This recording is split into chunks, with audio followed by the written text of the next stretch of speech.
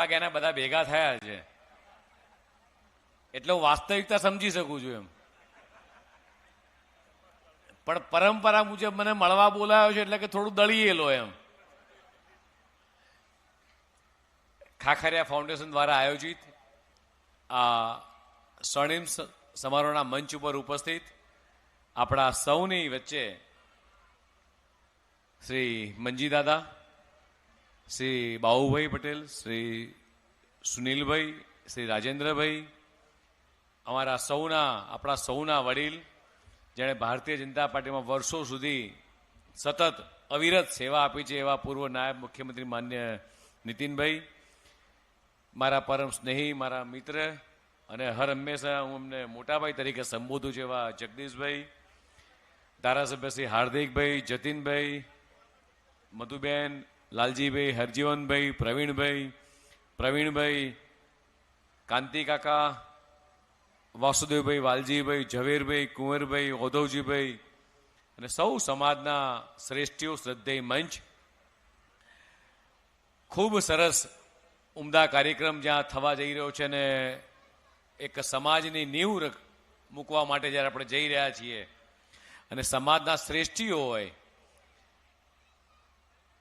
પૈસા તો બધા પાસે હોય છે પણ પૈસા એ પોતાના માટે વાપરવા અને પૈસા એ પરસેવાની કમાણી કમાયા પછી એ સમાજના ઉત્થાન માટે વાપરી. મિત્રો, એ કોઈએ શીખવું હોય તો એ આ પાટીદાર સમાજમાંથી શીખવું પડે મિત્રો, કે પૈસા કમાયા પછી સમાજના ઉત્થાન માટે વાપરવાનું.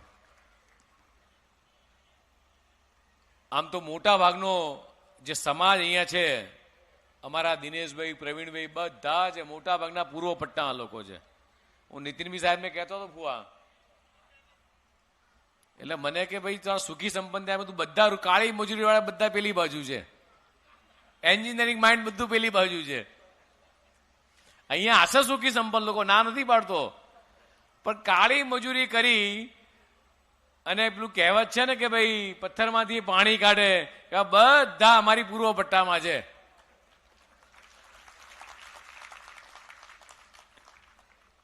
સરકાર દ્વારા પણ એક આ ફાઉન્ડેશન ઔડા દ્વારા અમારા ડીપી પટેલ બેઠા છે એટલે ડીપી દેસાઈ, ગોધાવી વિસ્તારમાં ખૂબ મૂલ્યવાન 2 પ્લોટ અત્યારે આપવામાં આવ્યા છે. આ પ્લોટ એ કદાચ આજે એવું લાગે કે આપણે આમ અમદાવાદના છેડે છીએ, પણ આવનારા દિવસોમાં અમદાવાદની મધ્યમાં છીએ એવું ચોક્કસ પ્રસ્થાપિત થવાનું છે.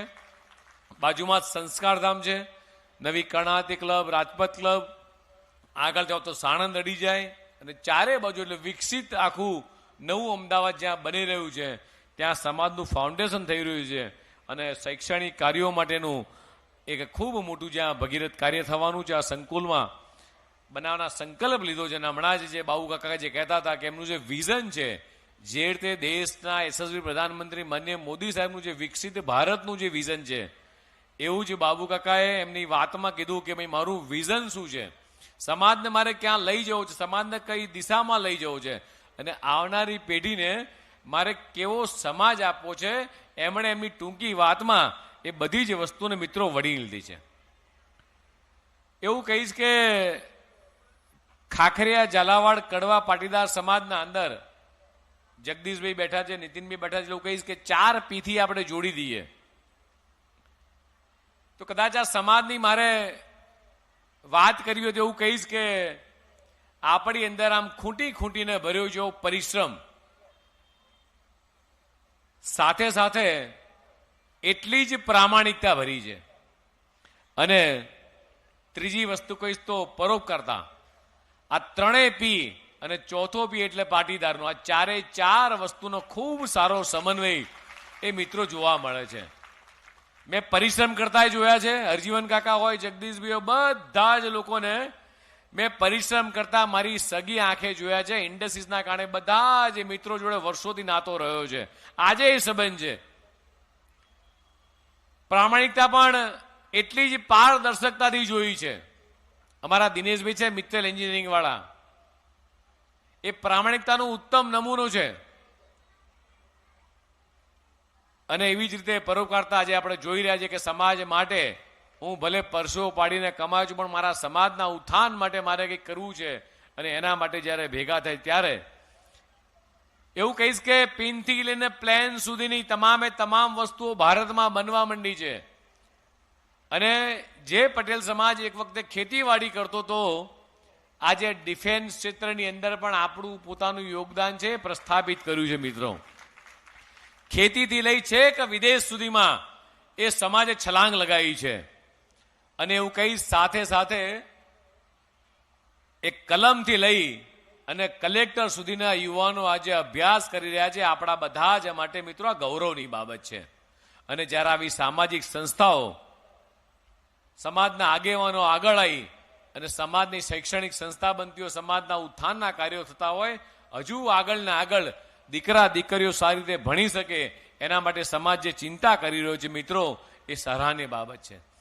જે રીતે દેશના લોખંડી પુરુષ સરદાર વલ્લભભાઈ પટેલે 562 રજવાડા એક કરી સમગ્ર ભારતને એ એક કર્યું હતું, મજબૂત કર્યું હતું. એવી જ રીતે અત્યારે ચારેય દિશાની અંદર પાટીદાર સમાજ, લેવા પટેલ સમાજ હોય, કડવા પટેલ સમાજ હોય, ખાખરીયો ટપ્પો હોય, મહેસાણા હોય, સૌરાષ્ટ્ર હોય, બધા જ પટ્ટામાં જે એકતા જોવા મળી રહી છે મિત્રો, આ પણ એક ખૂબ ઉત્તમ ઉદાહરણ એ અન્ય સમાજો માટે પણ છે. દેશના યશસ્વી પ્રધાનમંત્રી માનનીય મોદી સાહેબે એ સરદાર સાહેબને જે રીતે સાચું સન્માન આપ્યું, એક સ્ટેચ્યુ બનાવી, નીતિનભાઈ સાહેબ એ વાતના સાક્ષી છે, જગદીશભાઈ સાક્ષી છે, અહીંયા બેઠેલા કેટલાય લોકો એ વાતના સાક્ષી છે કે ગામડે ગામડે અમે બધા જઈ માત્ર ગુજરાત નહીં દેશભરના ગામડાઓની અંદર જે ખેડૂતોએ પરસેવો પાડ્યો હતો, એ પરસેવાના એ ઓજારો, ખેતીના ઓજારો લઈ અને આખું સ્ટેચ્યુ બનાવવાનું નિર્માણ કર્યું. મિત્રો, આ નિર્માણ એક માત્ર સ્ટેચ્યુ નહીં પણ આવનારા દિવસોની ખૂબ મોટી મિસાલ છે. ત્યાં એક એકતા દિવાલ બનાવી છે. એ એકતા દિવાલની અંદર એ સમગ્ર દેશભરમાંથી એ દરેક સરપંચ એ મુઠ્ઠી પર માટી લઈને આવ્યો હતો અને માટીની આખી એકતા દિવાલ બનાવી છે.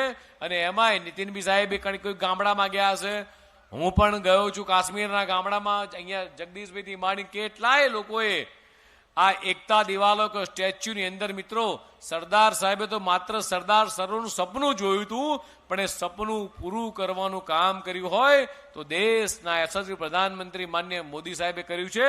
અને એવી જ રીતે આજે સમાજના પ્રમુખે જે સપનું જોયું છે એ સપનું પૂરું કરવાનું કામ અહીં સામે બેઠેલા મારા ખાખરિયા ટપ્પાના તમામ વડીલોને મારી વિનંતી છે કે બાબુ કાકાએ જે સપનું જોયું છે, આવો સૌ સાથે મળીને મિત્રો આ સપનું પરિપૂર્ણ કરીએ.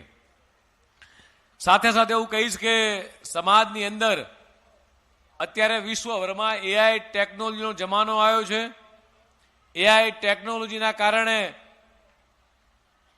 અત્યારે સોશિયલ મીડિયા હોય, આ દરેક પ્રકારના મીડિયાના માધ્યમો પણ સમાજની અંદર એક દૂષણની જેમ, વ્યસનની જેમ જ્યારે ફેલાઈ રહે ત્યારે હું સમાજના શ્રેષ્ઠીઓનું ચોક્કસ કહીશ કે આપણે પણ એક એવી મુહિમ ચલાવવી જોઈએ કે સમાજની અંદરથી જે રીતે દારૂ, તમાકુ, જુગારના વ્યસનો અટકાવવા માટે જે પહેલા કેમ્પ થતા હતા, એવી જ પ્રમાણે આવનારા દિવસોની અંદર આ સોશિયલ મીડિયાનું વળગણ એ સમાજમાં ક્યાંય માતા બહેનોને આવનારી પેઢી પર હાવી ના થઈ જાય, એના માટે આપણે સૌએ મિત્રો પ્રયાસ કરવા પડશે.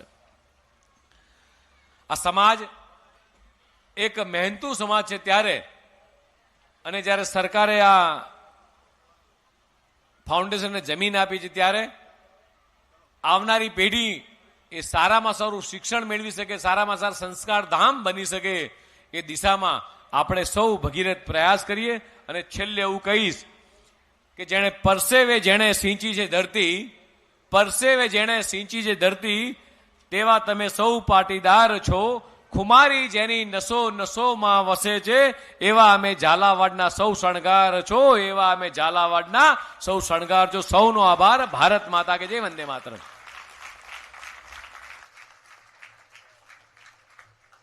ખૂબ ખૂબ આભાર.